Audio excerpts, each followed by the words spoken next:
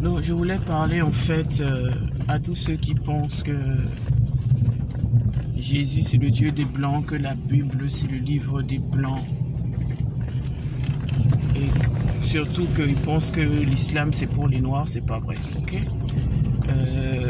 L'islam est d'origine arabique.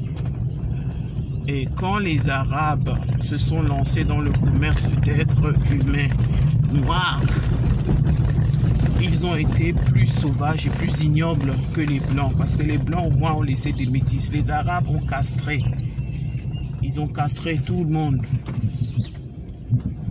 Et l'homme noir pour l'Arabe n'est guère supérieur à un chien.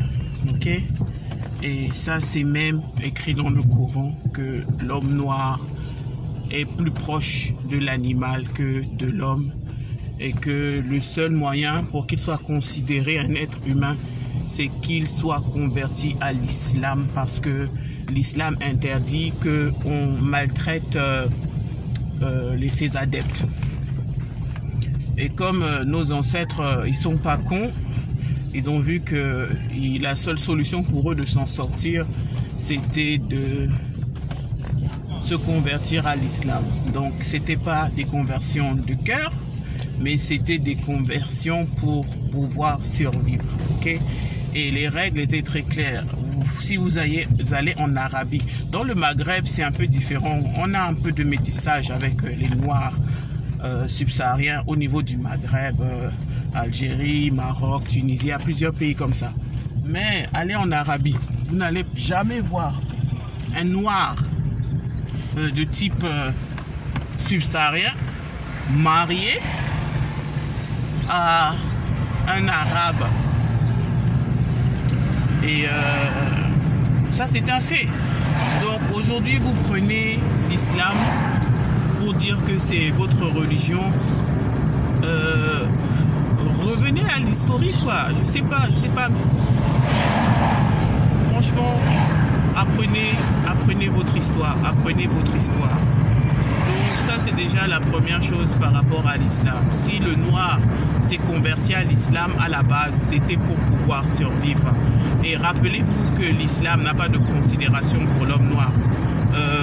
Quand les Émirats envoient chaque année pendant les ramadans, les carèmes, les sacs de sucre, le lait, les dattes, sachez qu'eux, ils sont en train de faire de l'aumône. Hein. C'est comme s'ils donnaient à manger à leur bétail. Donc, réfléchissez bien. À vous qui êtes là en train de prôner l'islam comme religion de l'Afrique. Non, je ne suis pas d'accord. Et l'univers même n'est pas d'accord. Hein.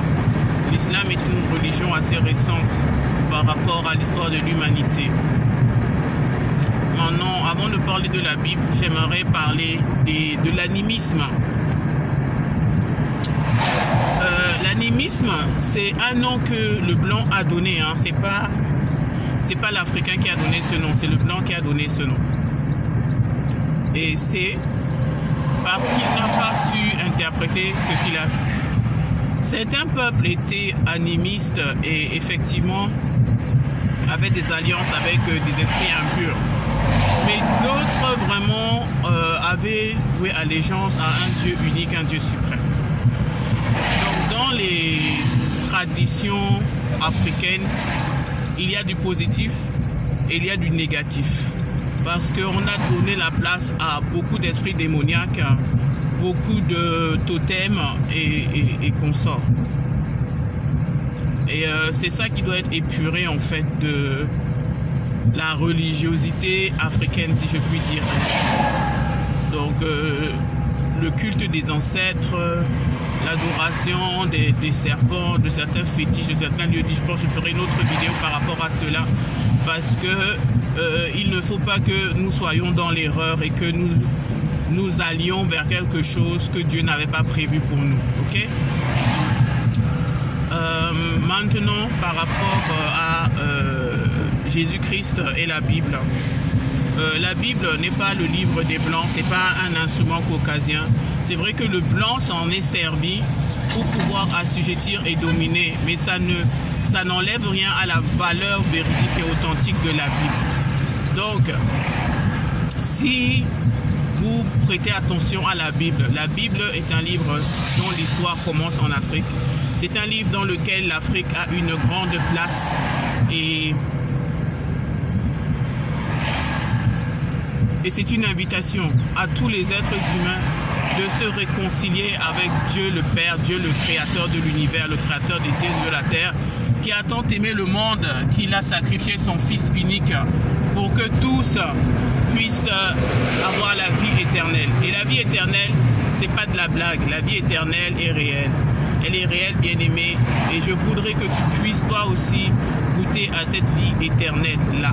Maintenant, si les colons ont utilisé la Bible pour aveugler, parce qu'ils ont commencé à faire du tri doctrinal, ils ont eux-mêmes tordu les saintes écritures pour servir à leur pour servir à leur théorie. Et c'est ça qui aujourd'hui crée ce malaise, crée cette frustration avec les Africains ou les Noirs, surtout qu'on peut voir dans les Amériques, avec le mouvement des Black Panthers qui ont pris l'islam en fait comme alternative, comme solution. Et ils sont dans l'erreur, ils n'ont rien compris. Ils n'ont rien compris, l'islam leur fait plus de mal que la colonisation. Et je crois que je ferai une autre vidéo là-dessus. Waouh, je suis presque à 15 minutes. Ok, on va continuer après.